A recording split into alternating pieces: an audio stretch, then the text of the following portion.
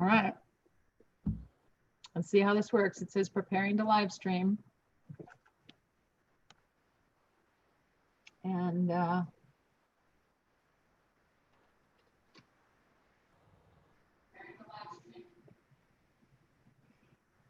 okay. I am going to shut this off. Okay, Louie, can you hear me?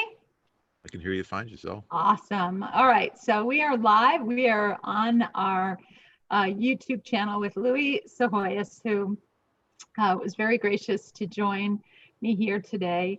Louie has had an incredible career, and I could spend a lot of time just telling you what he's done. He's worked for National Geographic. He's traveled all over the world filming, photography. And Louie, though, I think, Louie, you have a passion to make the unseen seen and the unknown known. And that is something that's so admirable in a way that changes the world. And you've done that beautifully. You started, the first time that we met was about 12 years ago. And you had just been working on the Cove right about that time, 10 years ago. And the Cove was life-changing. It was one of the first documentaries I ever saw that just really made me cry. And it was painful. It was very painful to watch, but very moving. And after that viewing, I was never the same when it came to that. And we actually have some team members who've been a team member who's actually gone to the Cove and served there for several weeks. Yeah, with Rick O'Berry. And so that's kind of cool. We've got a neat tie in there. And some of our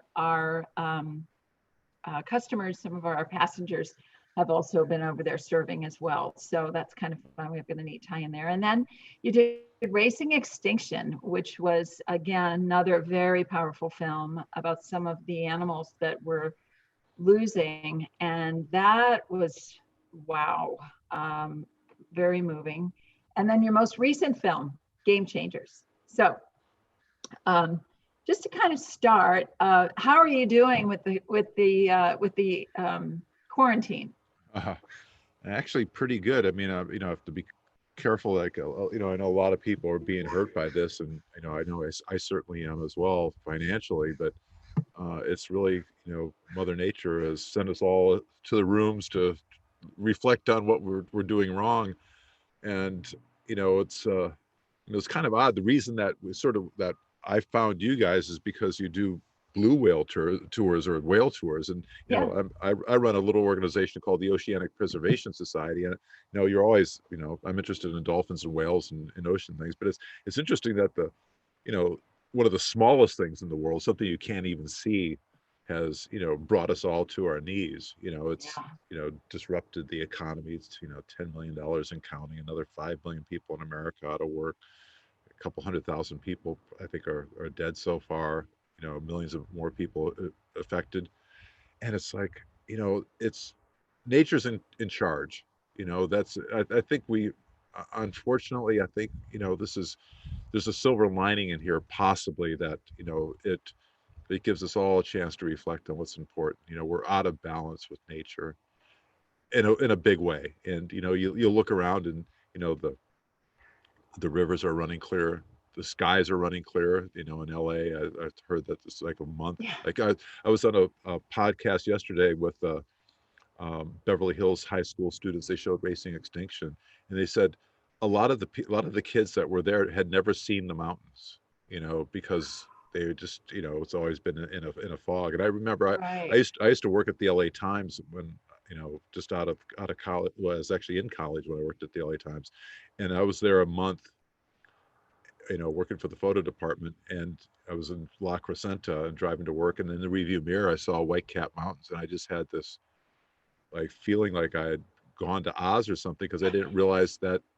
existed. Right. And so I think, my son lives over, I'm that's Sausalito in the background, And my son lives over in San Francisco, and he says, Dad, it's the first time, you go outside and the first thing you notice are the birds, because it's the loudest song, the loudest sound you hear. Right. So I think there's some, there's a message here that we could, all settle down. We can all live with a lot less. It makes us appreciate what's important in relationships. That's where Mhm. we miss, we're social creatures. We miss that more than anything. Yeah. And when you think about like dolphins and whales, they're probably the most social creatures out there in the world. An orca, I mean, as you know, probably, a male orca never leaves her mother's side by, almost more than a foot length, its entire, adult life. And, yet we put them in captivity, where they have bigger brains than Yeah. us and more spindle neurons to process complex emotions.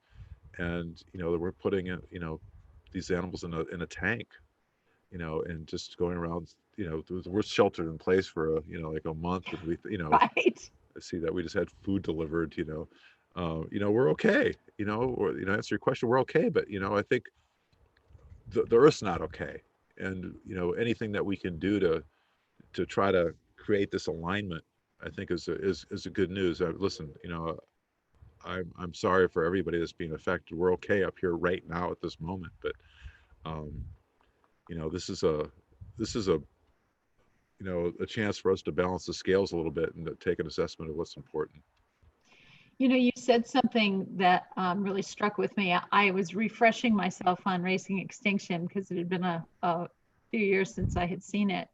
And in the part where you go to Cornell and they have the animal sound repository, right, with Right. more sounds that they've been collecting since the 1930s than anywhere else in the world. Many of these animals have gone extinct. But the gentleman you were speaking with, was it Mr. Clark? I Yeah, think Chris Clark. this Chris Clark, and he said, the Earth is constantly making sounds. It's talking to us, and I'm huge with that. If you ask my friends who walk with me, they'll tell you. Giselle is always like, "Wait, did you hear that? Did you hear that bird? Did you, that's that?" Or, "Oh, this is this," and, "Oh, did you see this?" And I hear it all the time, and it's a very spiritual thing for me to hear the animals talking. In my worldview, it puts me closer to the creator who put them there, so that I can it's so refreshing. It's so relaxing, and it helps me feel connected to a lot of different things. It's a very powerful experience. So I love right now how much quieter it is. I can hear animals more. Yeah, Chris Clark's line from I think from the film is the whole world is singing. We just That's stop it. we just stop listening. Right. And I think Right. now it's giving us a chance to listen. And what's interesting about that idea too is just about everything has a song, whether it's an insect or a mouse. They're finding now that mice sing. Insects are communicating all the time. And when I went up to Cornell, one of the scenes in the film is he's uh, showing me the sound of a blue whale.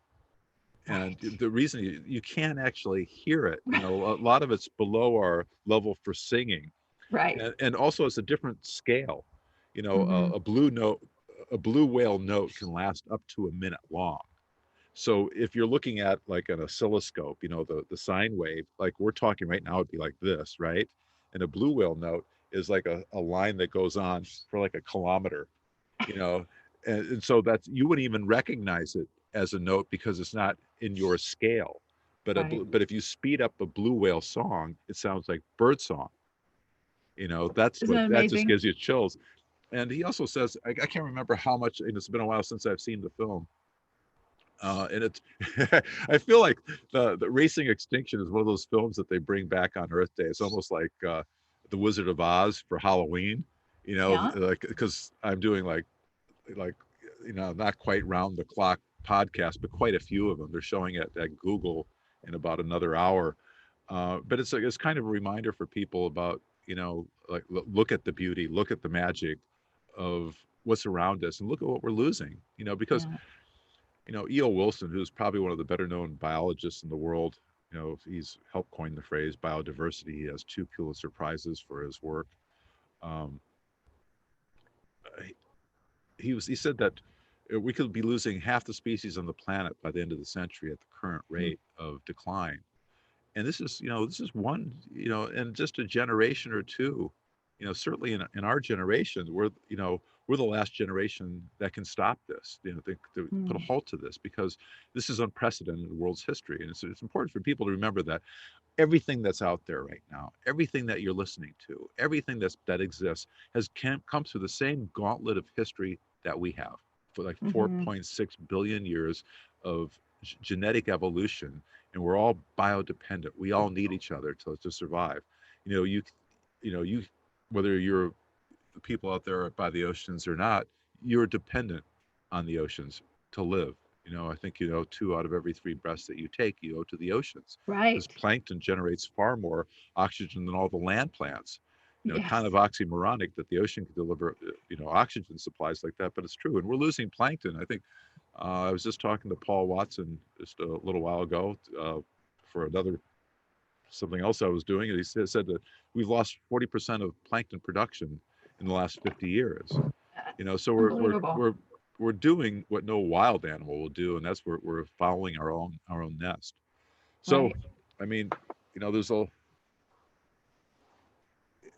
part of it is to, I think the job of anybody. It's not just a filmmaker, any writer, any communicator, even if you know you're just talking to the next person, just to sort of sound the alarm that this is what's going on, It's a and to problem. wake us up that you know that we can do something about it, because Yeah. we're it.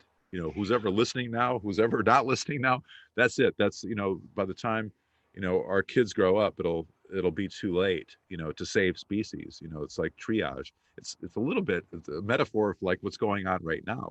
You know we're imagine that instead of humans, these are species blinking out. Maybe not quite that fast, but I mean, we're losing them. We're losing species faster than our ability to even record that they're on the planet with us. Um, Mm. Michael Novacek, a friend of mine, he's a provost of the American Museum of Natural History in New York. He said that we've only identified about 1.5 million species total.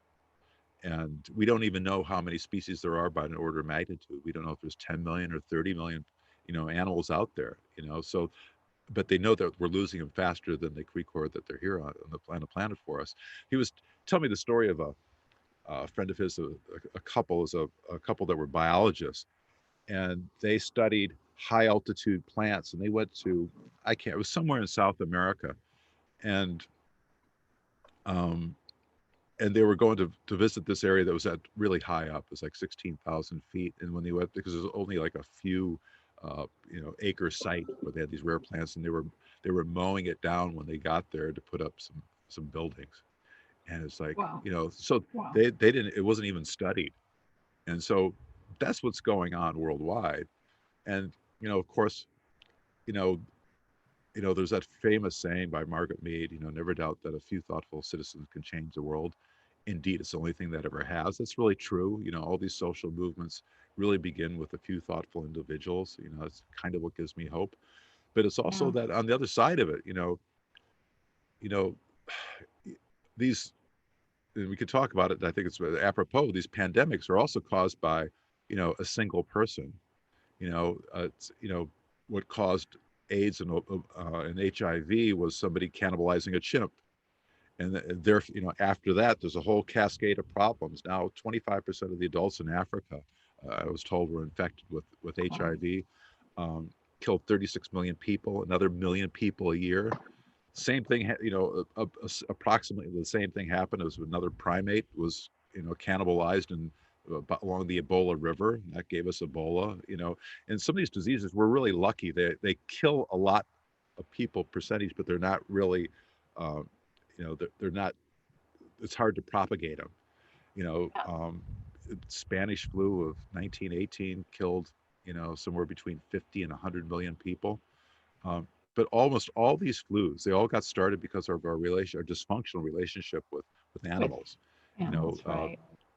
you know, flus came from ducks. That's all our Right. influenzas came from ducks. Uh, cowpox it became smallpox. The list goes on. Mumps, measles, all those had animal origins. When we started doing domesticating animals, Hmm. that led to to all these diseases, and we get we kind of inoculate ourselves over time with these, but some of them are just unstoppable. Right. You look at Right. in Racing Extinction, we go to Guangzhou, where they had where this was the first outbreak. In Guangzhou in China is they have these live markets, which I think everybody Right. probably on the call knows about. But we went there after it was 10 years after the outbreak, but they had opened them up 3 months after the outbreak, and and almost the identical conditions were recreated for COVID-19, and Right. so they didn't learn, and here I know I'm rambling here a little bit, but hopefully I'm not. I'm interested. This is interesting to your folks, but the reason that SARS 2002 2003 started was because they have bats in the market. They actually eat bats in places in China, and it's not just for sustenance. They do it for TCM, traditional Chinese medicine. There's a folk faction of Chinese medicine that they subscribe to a practice called Zhenbu, which means to fill the void. So bats are in the market because they think that you can get the properties a bat has if you eat it. So if you have problems seeing at night with your night vision, you eat a bat. You need that. Glaucoma, it's good for your vision, or just your vision in general. And not only that, I mean, you can go online and Google bat feces. They actually eat bat feces for for consumption, for for medical, you know Right. medical malpractice. And those same conditions are being repeated at these markets, Yeah. and quite seriously, it's this batshit belief that got us here. It's and now we could say, when we did the Cove, and the Cove, for the people that that are on the call that might not you know have seen the film, it's about dolphin hunting in Japan. At the time, they were killing about 23,000 dolphins and porpoises every year for consumption. And people in Japan would say, "Well, we kill dolphins, you kill, cows, pigs, and Cows. chickens. What's the Right. difference?" And we had a little bit of a, you know, and like Paul Watson was saying today, say, "Well, come on, if you want to protest in our country, cows, pigs, and chicken, welcome. I'm vegan." Um, but in Japan, they were serving that dolphin meat up to school children, even though it was toxic with mercury. All the dolphin Right. meat that's been tested, and porpoise meat that's been tested in the last 20 years, has been found to have at least 5,000 times more mercury allowed by law if it was a fish. But of course, they're not; they're mammals. Now, the difference in China is, you know, what a person is doing in China is now, killing our grandmothers and our kids around the world, Right. and it's taken the economy. So now I think we have to understand that what somebody does in one part of the world is affecting all of us. Well, yeah, I'm glad you brought up the market in China, because in Racing Extinction, you spend a lot of time in China, Mm. and most of that in the markets. And you mentioned in Racing Extinction that post SARS, when there was this suspected remedy for it, and then they thought that was shark fin, but then they were running out of shark fins, so they began to kind of substitute manta um, parts, right? Right, So the gills of a manta. It's the called. gills of the manta, right? And for us, I mean, we look at that and we clearly see that's just not okay, and it's a cultural thing. I'm sure it's very I got to stop you there. It's not okay. cultural. It's a it's a this was a market driven um, product. In TCM, they were running out of products, so there's nothing stated in the books, of legitimate traditional Chinese medicine that says anything about that. This was an invention that I see. the marketers invented to just create a product. Because if it's rare, and if it's unusual, they'll invent a cure for it. Something, right? And so these aren't like, there's no mantagills in the books, that are that are like ancient. And, Right. and then, people have been using bats for 4,500 years for medicinal purposes. But, Right. there's no science on that. There's no legitimate science. I was reading one of the scientific papers about using bat feces. This was written by about 5 or 6 Japanese scientists, and they were saying that this could be a gift to modern medicine. Consuming bat feces because of its low probability of side effects. I was like, well, isn't a pandemic a pretty significant side effect? You know, Oh my but gosh. Wow. Well, so speaking of food, you, I thought it was a bit of a departure for you to go from the Cove and Racing Extinction to your last film, Game Changers. And I get the similarities. They do dovetail, parallel. But you had, we were chatting before the call, and you had made some changes in your own life.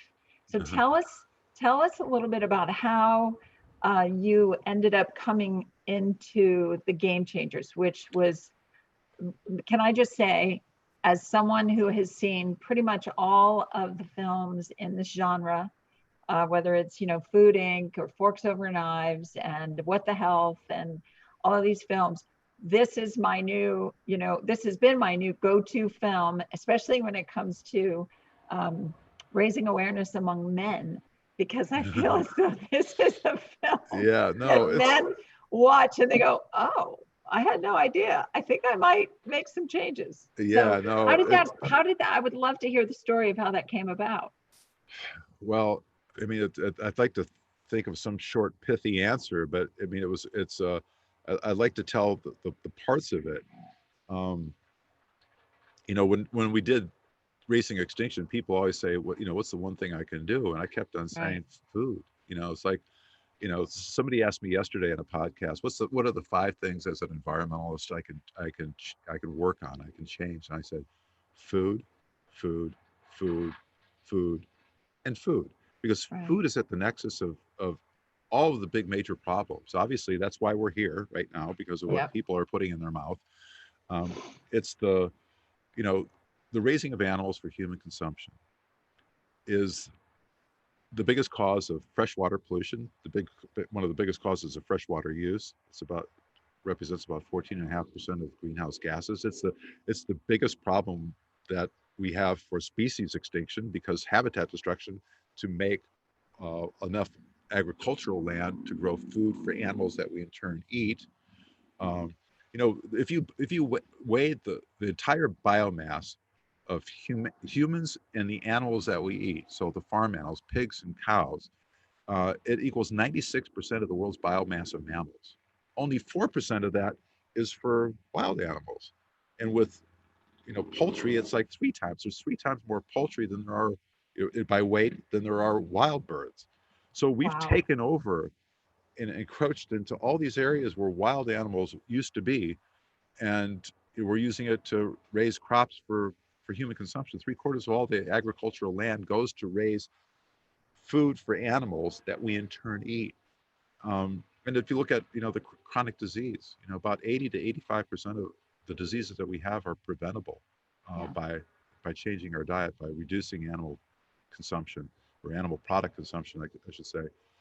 And then so for the environment, it's the best thing to do. For human health, it's the best thing to do. And if you look at certainly with what's going on, with infectious diseases, we wouldn't be having this problem if, we were, people were adopting a plant-based diet. Now, I know this sounds crazy to people that eat a lot of animal products, or like, I think we used to think that, okay, you need to Right. do that to survive.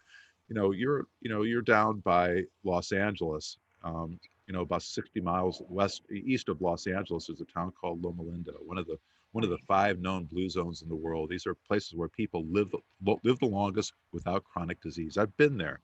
I'm doing a story right now on a doctor that's trying to reverse Alzheimer's, and Alzheimer's almost doesn't exist down there. It's almost like you go there, and it's like a scene out of Cocoon, that movie where older people have the elixir of youth, and you have 90 and 100-year-olds. You have at the gym there, local gym, not that big a one. They have 350 people there that are 80 years and older.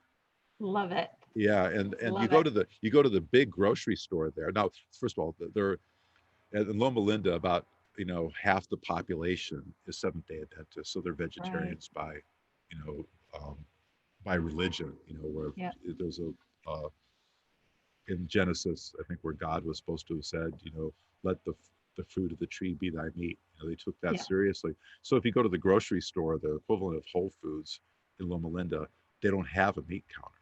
They don't even sell it. They sell like animal milk, but it's on the lower shelf.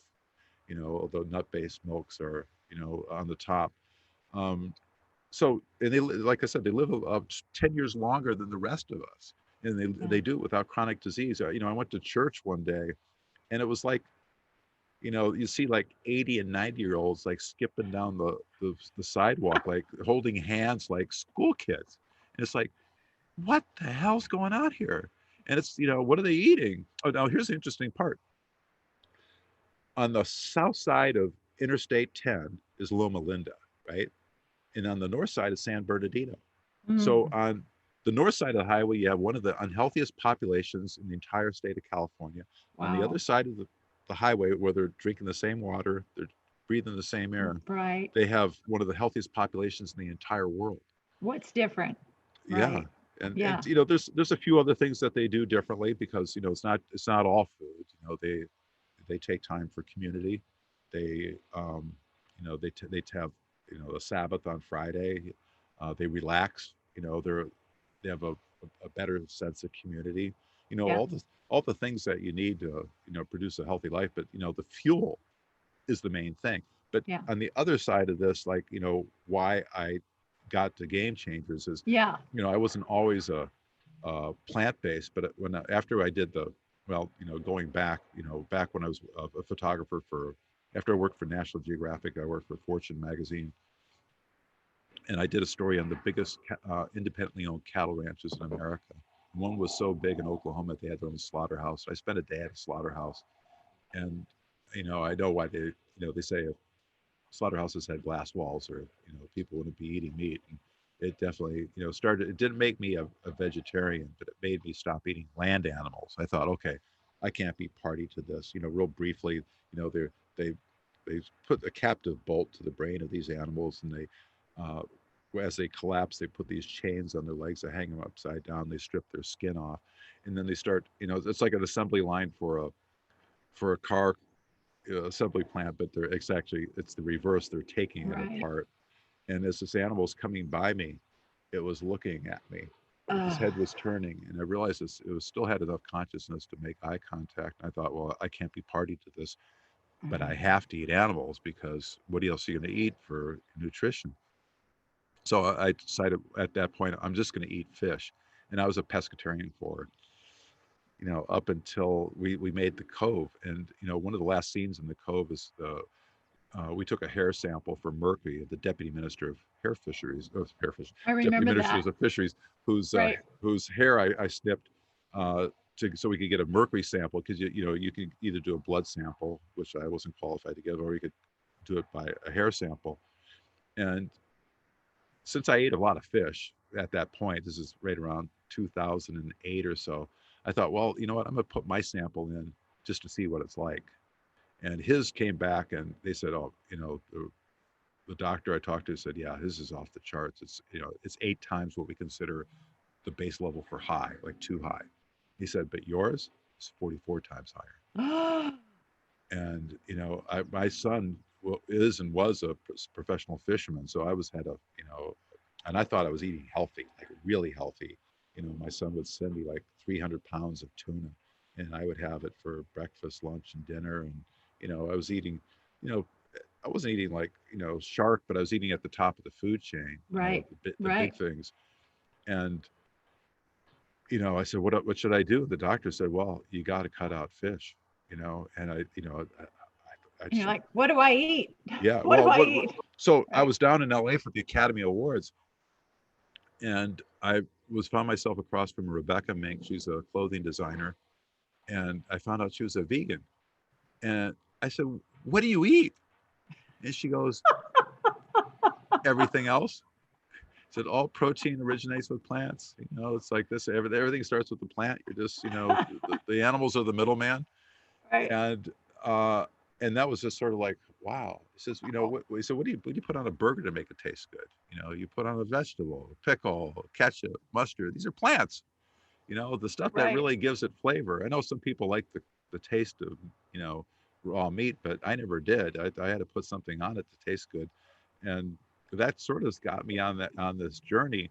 But then after, you know, racing Extinction, people said, you know, what's the one thing I can do? You know, and I always said food. You know, food is where it's Mhm. at. And then I thought, well, instead of like making a film about the environment, you know, how about making a film about like what people, you know, instead of like you have to give up something. Look at what you get Yeah. when you adopt this diet. And there's so many benefits. I mean, it's obviously better for the environment. You know, the difference between a vegan and somebody that eats meat. You know, you save about 3.5 tons of carbon dioxide, 401,000 gallons of fresh water a year, 9,000 square Wow. feet of land, like I mentioned, that you just have to be turned over, and you know, but the benefits are just go on and on and on. You know, the one scene that you were alluding to in the Game Changers, the film was, um, you know, well, we wanted Yeah, to, yeah, you, tell us about that. well, Tell us about that scene. Whose well, idea whose idea was that? Because it was so revelatory and also entertaining because the reaction of the young men was mind blowing. yeah, well, They were the producers Joseph Pace and James Wilkes had told me about this, and there's a lot of ways you can tell. Well, first of all, heart disease is the biggest killer of people on the planet. on the But planet. an early warning sign is erectile dysfunction. You know, these are, it's, you know, think of the body not as like a complex, you know, strange system of organs, which it is. It's really a cardiovascular system. You Right. know, diabetes might affect your feet, heart becomes heart disease, stroke, you know, affects your brain. Yeah. But these are really vascular problems. This is a problem of blood going through your body and getting clogged up. And it gets clogged up at one of the smallest arteries on the male body is it goes to a sexual organ. Now a guy now back before Viagra, if somebody came in and said, Doc, I've got, you know, an issue down there, they would um, they would put this device on a guy to figure out if his problem was psychological or physical. And it was a Rigiscan. A Rigiscan is basically a seismograph for erections. And so what they would send it's a computer that goes straps onto your leg, and there's two cords that go up to the male penis, and you put this ring around the base of your penis and one around the head of the penis, and it measures nocturnal erections. And a guy will have about 6 to 7 erections throughout the night that aren't, you know, related to sexual thoughts. It just happens that, you know, this is the way the body, you know, keeps blood flowing to an important Right. organ, and it gets clogged up if, you know, you're eating a lot of animal product. Now they just give you Viagra, and that's it. So we thought, well, let's see what one meal will do to healthy young males. And so we sent a, you know, we did a group of collegiate athletes, you know, from various sports, and we gave them a meat burrito and sent them off to bed. We told, you know, the doc showed them how to put on the Rigiscan. We didn't do that. And so this thing measures their nocturnal erections. And the next day they came in, we did, you know, a plant-based burrito. And the results couldn't have been more stunning. You know, the average, you know, see the film. It's a funny scene. It's a funny, I've seen this film hundreds of times and it still makes me laugh. And it's hard. It's just to watch the reactions of these guys when It's they get the great. results. And you It's know, great. the average erection was, I think, 10.4% bigger, harder erection. But here's the clincher: it was a 350% longer duration erection. So Wow. in the film, we you know, we knew that we're not going to convince somebody to, you know, to try the diet unless we prove that it's not normal, necessary, or natural to eat this way. And so one thing we did is we took one of the world's strongest guys, Patrick Baboumian, and we were with him when he was practicing and winning the record for carrying the most weight ever carried by a human being. I think it was 1,255 pounds. He carried it like, you know, 10 meters, like 33 feet. And then we were with Scott Jurek, the world for endurance. We wanted to prove like, well, your endurance really doesn't come from from protein. It comes from glycogen, and which is you get from plants. Yep. And so we were with him when he ran the Appalachian Trail. He ran 2 marathons a day for 46 days in a row, with an average of 11,000 feet of ascent and descent every day average. Incredible. And and then for virility, we did this anecdotal test, with the Rigiscan. So that was that was the genesis of that idea. And it's like we almost didn't need to do the whole movie. We could have just done the Rigiscan too, because I think most Everybody's talking about you're in that, the right? audience. You're in the audience. You can see the women like giving their husbands an elbow. Yeah, I've been telling you to eat your salads, right?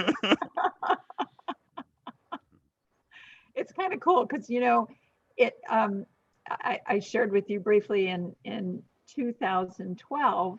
I had actually, like you, felt some conviction about doing what we do and doing everything we can to save dolphins and whales from entanglement, and then feeling a little bit of a disconnect with my eating, and but it wasn't strong enough to make a change for me until 2012, when I started to suffer from a variety of health issues. I had just turned 52, and I was not doing well suddenly. And I had always considered myself to be very healthy, very active, to make great choices when it came to food.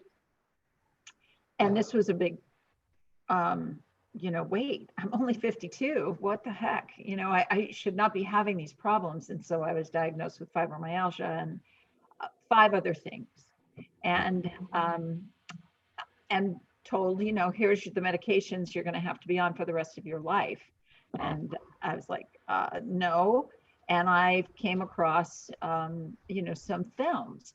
And if yours had been out at the time, I would have probably been watching that. But it was, things like Food Inc. and Forks Over Knives, and then reading a few books, The China Study by Dr. Colin Campbell, and some other discoveringnutritionfacts.org with Dr. Michael Greger. Talked to him this morning.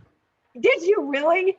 I actually got to meet him a couple of months ago, and I was pretty speechless. So, and we can circle back to him because he's writing this new book on how to survive a pandemic. Exactly. So I thought, okay, I'm going to give this a shot for 6 weeks. I am going to go not just plant-based, but I'm going to go completely whole food plant-based. And I'm going to see if there's a difference at the end of 6 weeks, because this is a critical situation for me. My cholesterol was off the charts, and, borderline high blood pressure. And anyway, 6 weeks later, not a symptom left of any of my diagnosed conditions that were supposed to be with me for the rest of my life. Not one. And I thought, well, there's no way I can go back. I have to do this. And I felt so much better. So for me, it's been an 8-year journey, and I would have some fish now and then, but I haven't touched meat.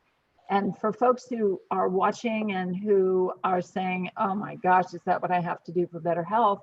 Well, I think, Louie, I had asked you earlier, what is your recommended takeaway? And you said food. And I think that's something that can help not only the planet, but on an individual level. It's very doable. It might seem hard at first. I always encourage my friends. And I've got a lot of great testimonies now from people who have gone plant-based and have become disease-free, who have reversed diabetes, who have taken cancer to a different, more treatable level. And so lots of powerful things that come from, going plant-based. But not everybody's ready to make that change completely. So do you have a recommendation besides watching your film, Game Changers, because that's, I think, a great motivator? What 1 or 2 tips would you offer someone who is thinking, okay, maybe I'll try to do this? What do you think? Oh, well, I mean, the standard reactions, people say, just try one meal a week, and start there and see how you feel. mean, if people, I mean, you're kind of a classic case, you know, where people, or and me too, where, you know, we were forced to do it. It wasn't like we made it out of, you know, it might be partially motivated out of, you know, being sensitive to other creatures, but really Yeah. the wake up call was like, you know, you need to make a life change, otherwise you're, you know, on a lifetime of medications with all these side effects. Right. You know, that's why the film is like, Yeah. it helps athletic performance, you know, and it's not just athletic performance, it's like you feel better during the day, you have more energy. Oh, yeah. You know, so it's like, you know, some of the there's a lot of bits in the film that we shot for the film that didn't make it. I remember this one guy that was a captain of one of the big leagues, soccer leagues over in London, and he said they went plant-based, and usually, you know, because of inflammation, you know, when you're an athlete, there's a lot of inflammation, right? So you get tired, Hmm. you're achy. He said, you know, he felt like after he got done with the game, he could do another game. Or like, you know, he Wow. used to have to like wait a Wow. day or two before he felt he could exercise Right. again. He felt like Right. you know, he could come after a game and he had time for his kids, you know, instead of like wanting to fall onto Amazing. the couch, you know. So, you know, and these are like this is all anecdotal stuff, right? But you know, there's plenty of studies that are done, Yeah. but people don't want to read through the studies. You know, the problem is like you're 52, I'm 63. Well, I'm When you 60 now. Now Oh, I'm okay, 60. okay, Yeah. okay, all right. So, 8 years. okay, but the you know, you don't want to wait. You don't want to have to I wait. want to You know, wait. you No. found out early enough. You Yes. know, they're finding out that heart disease starts now in kids. They can detect it now at 3 years old or 5 years old. You know, so it's never too early to start. And you know, it's prevention is the key. It's harder to reverse a disease. Like I said, I'm in Sausalito. I'm working with a doctor right now on a film, Dr. Dean Ornish, who's Oh, of course. Yeah. yeah, he's the one that he first clinically proved you could reverse heart disease, Yes. early stage diabetes, and prostate cancer, early stages with um, with the plant-based diet. Medium people that were on in line to get a heart transplant didn't need it until Right. they okay, just lost you here for a second. Anyway, um, hold on. There we go. Yep. Well, when we were doing the game changers, he's in the game changers, and he was talking about like genes are your disposition, but they don't have to be your fate. I love it. And he was talking about he was working on this project. Like I said, he's been doing this for 42 years, trying Wow. to reverse diseases to show that his program works. Now his program is a lot like the ones in Loma Linda, where it's um, it's a whole foods plant based diet, exercise, you know, moderate exercise, and social support and meditation, you know, getting your cortisol levels down because we all have these Yep. stressed out lives. So he said he was trying to reverse Alzheimer's, and Alzheimer's we spent, you know, the medical community has spent billions and billions of dollars over decades trying to find a medical cure, a drug cure for Hmm. Alzheimer's, and they haven't found one that's, you know, you know, does any kind of significant good. And he's in the middle of the study. I've been following him while he's going through these cohorts, you know, basically getting 10 to 12 people at a time and run through the program. And, you know, everything that happened to you happens to them. You know, that the blood pressure goes down, they lose weight, um, you know, they start to look better and feel better. Now with these cognitive tests that they do, like the MOCA test, they're finding, and they probably shouldn't be talking about this because the study's not out yet, but you know, people are starting to see improvement, you know, and Wow.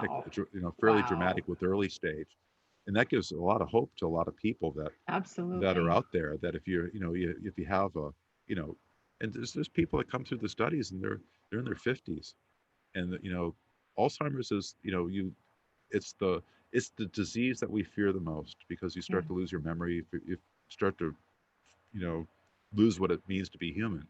You know, because when you lose your Yeah. memory, you can't recognize your kids. Can you imagine? And this is can be a Yeah. painfully slow process, not just for the person that has it, but for the families. 1 out of 3 people is going to overtake heart disease as our number one killer if it's not stopped. And I'm very sensitive now to when, you know, when you're, you know, when people like Dean Ornish talk, Caldwell Esselstyn, or you know, Dr. Michael Greger, you know, when when people say like, oh, nobody can see this pandemic coming. Well, yeah, nobody could see it coming except for the people that study it for a living. He wrote a book called The Bird Flu 15 years ago. He talks, about this exact same thing, Right. that could happen. And, there's a whole, you know, so, yeah, to a 25-year-old who thinks they're going to live forever, you know, I would, my message to them would be, you're not. And there's going to be a point that you're going to be on a bed somewhere and you're going to be wondering, well, why didn't I make that choice, to live Right. a better, more sustainable life, and, maybe you're hearing that message right now, but you can be stronger, you can have more endurance, you can thrive, you can have more virility on a whole foods plant-based diet. And I know it Yeah. seems like we're talking an inordinate amount of time, but like like I said, it's the nexus of everything that's a problem right now. The pandemics, the environment, and human health. Right. I mean, what Well, you raised a good question, and I was going to bring up, that if there is one takeaway, it is food.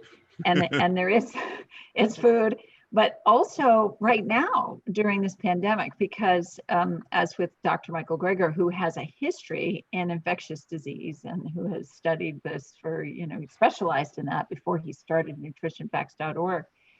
The number one way to survive a pandemic is to eat plant-based. I don't have to, I mean, it's to take better care of yourself so that your blood pressure is lower, so that you're not at risk for heart disease, so that you're not in that group of people who are at high risk. Because what generally puts us in high risk, not always, but a majority of the time, are lifestyle choices that put us in the high risk category, unless, it's just age and we've gotten to the very latter weeks, months of our life. So, and even then, it's so encouraging to see people who are in their 80s and 90s who are incredibly healthy and virile, and you can see some of them in Game Changers. And like you said, at Loma Linda, we're in one of these blue zones where people are living such productive, healthy, sane lives. And, that's what keeps me eating my rice and beans and lots of greens and kale every day. It's like Dr. Greger says, is there anything kale can't do? And, I can grow kale in my backyard and be self-sustaining that way, So you definitely are talking to the choir over here, but hopefully the people who are listening and want to make a change, that is one thing that they can do, even if it's starting with, Meatless Monday, right? Yeah, exactly. Yeah. Yeah, I mean, Wow. So there's a scene, a sequence, I should say, in the Game Changers where we took 30 firefighters, and firefighters, you know, they eat, some of the most unhealthy diets in the world, and they basically are homogenized because like a couple guys will go out and buy, you know, the meat, the bacon, yeah, the artery clogging stuff, and most firefighters, 60% of firefighters die in the line of duties, not because of fire or smoke fire. inhalation. They say they die because of heart attacks. Right. And so we took 30 firefighters from age 30. And these are firefighters that had, super high cholesterol and, like 280, 230. And we put them on a whole foods plant-based diet, provided 21 meals for them. And in 7 days, this is important, and in 7 days, 21 meals, Amazing. their average weight loss was 21 points. Their Oh my God. oh sorry, their average weight loss was 6 pounds. Their average cholesterol drop was total cholesterol was 21 points down, and their blood pressure went down. So this is just in 7 days. The body just wants to heal itself. Yeah. I don't tell the story this much, but like back when I was a photographer for I was working for New York Magazine in the city, in New York City, and there was a brother of a friend of mine that was getting a heart transplant, and I was in the operating room, and what happened was so you have about 3.5 hours. It might have changed, but back then you had about 3.5 to 4 hours to take the move from taking the heart out of one person into the other person. In this case, the heart was in Miami, and the patient was over in New York City at Columbia University Hospital. And Oh my so they have to goodness. So they have to basically take the heart out of the person, and then at the very last possible minute. So you have a beating heart of somebody in Miami, right? In this case, it was a kid that got shot during a drug deal, and there's like a 55-year-old person on the operating table to take his heart out. They take a Learjet, and they have these two guys that were basically residents, and they're like kids, like in jeans and tennis shoes, and they're called the Reapers. And they go take the heart out of this kid, and they're flying in the Learjet. They make the call that okay, take the heart out, we're coming. They can't get locked up in traffic. They have the police escort. So these two kids, come into the operating room, and they got their mask on. And, I'm there standing next to them, and this kid comes in with a cooler, like a cooler they could take to the beach, an igloo cooler. And I just see his eyes, and he goes, "You want to see something cool?" I go, "Yeah." And he opens up the cooler, and on some ice was a petri dish, and there was a heart on top of it, and the heart was going, boom, boom, boom, boom. Really? And he goes, "It just wants to live." Wow. And I think it's the same thing. Your body right now just wants the right fuel. Right. And we're giving it a lot of processed food. We're giving it a lot of sugar. We're giving it a lot of crap. We're giving animal products that we don't need. That they're think about people say, well, I want I like clean meat, but what's you're eating the animal for the plants that it ate. So Right. why not cut out that middleman and go Middleman. right to the source? Because you're filtering those Yes. plants through an animal. What could be I love more that. impure than that? Anyway. Oh, I love it. Oh, Louie, I could talk to you for hours. So the next time you're in town, I'll make you a really good plant-based meal. I would love that. Tell us before you go, if you don't mind, tell us what you're working on. Oh yeah. Talking to Dr. Greger, and Dr. Ornish, it's got to be good. Well, I'm doing a series sort of based on the game changes, but less about athletes. Just addressing like these issues that we were talking about. The first episode hopefully is going to be on pandemics. The relationship with food. That's why I was talking to Dr. Greger this morning. So it's a series on plant-based health, food, as we call it, Food 2.0. Oh, very good. By the way, Love it. all these films, if anybody, the Cove was the most winning documentary in history. It was the first film to sweep all the film guilds. We won like about 100 awards from Sundance to the Academy Award. We know how to make films. The Game Changers. Congratulations. Well, I'm bragging here for a little bit because I'm going to say that 36 million people saw the Racing Extinction the first day in 220 countries and territories. The Game Changers. I'm sorry, the Racing Extinction, I'm not reversing. The Game Changers, the first 9 days it was on iTunes, it became the most watched documentary or independent film in their history. The first month Game Changers was on Netflix, searches for plant-based diet went up 350% worldwide.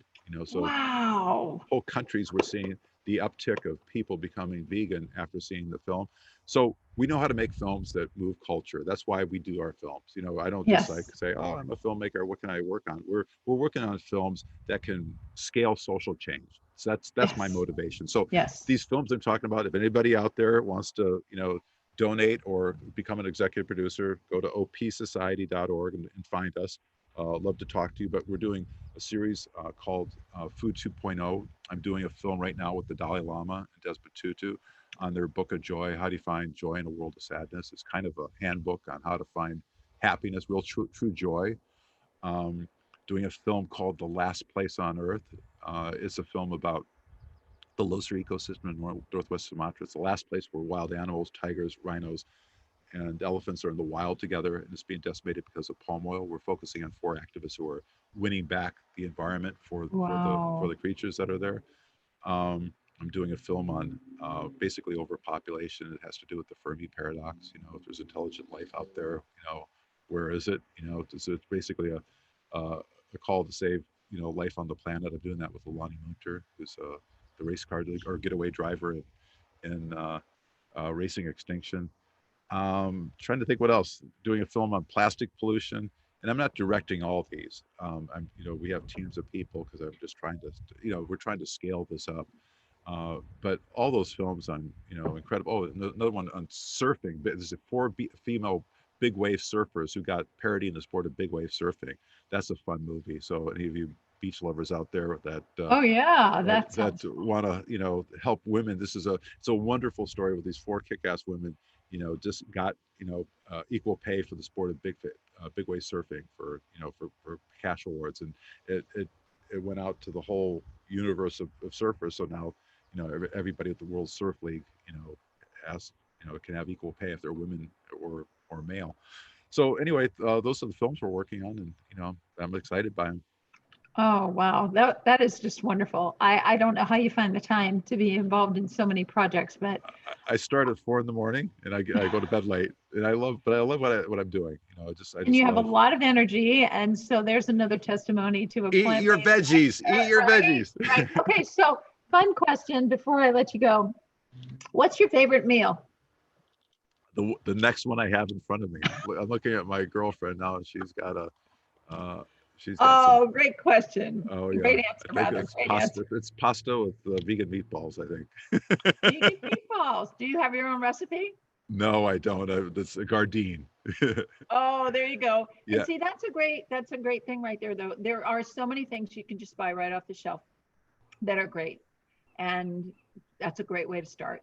You know, yeah. if you're not much of a cook, or you're busy like you Or are, don't have the time. Yeah. you don't have the time exactly, then that's the way to go. So I love it. Louie, thank you Pleasure. so much. Thank This you. I appreciate you all. delight. Okay. Really, really wonderful. And I look forward to seeing you down our way soon, and I maybe we look can go forward see to it. some blue whales. All Cool. right. Cheers. Take care. Thank Bye-bye. you. You're Bye-bye. welcome.